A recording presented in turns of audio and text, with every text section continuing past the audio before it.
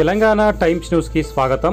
శ్రీ పుట్టపర్తి సత్య సాయిబాబా గారి శత జయంతి ఉత్సవాన్ని పురస్కరించుకొని 2025 సంవత్సరానికి గాను సాహిత్యం మరియు సామాజిక సేవా విభాగాల్లో విశేషంగా కృషి చేసినందుకు గాను శ్రీ సత్యసాయి సేవా పురస్కారంను కవి, రచయిత, గాయకులు ఇబ్రహీంపట్నం ప్రభుత్వ డిగ్రీ కళాశాల తెలుగు అసిస్టెంట్ ప్రొఫెసర్, జాతీయ సేవా పథకం ప్రోగ్రాం అధికారి డాక్టర్ చింతల రాకేష్ భవానీని, నిర్వాహకులు మురళీ మోహన్ రాజు, డాక్టర్ రాధా కుసుమ, కేవి కృష్ణకుమారి, మాగంటి ప్రసాద్ బాబు, రామచంద్ర గార్లు, మరి ఈ యొక్క కుసుమ ధర్మన్న కళాపీఠం మరియు పినాకిని యూత్ వెల్ఫేర్ అసోసియేషన్లు సంయుక్తంగా ఈ పురస్కారాన్ని అందజేశాయి.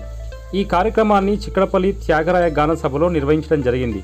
ఈ సందర్భంగా డాక్టర్ చింతల రాకేష్ భవానీ మాట్లాడుతూ ఈ పురస్కారంకు ఎంపిక చేసిన సెలక్షన్ కమిటీకి హృదయపూర్వక ధన్యవాదాలను తెలియజేశారు. ఆ దృశ్యాలను మనం ఇప్పుడు చూద్దాం.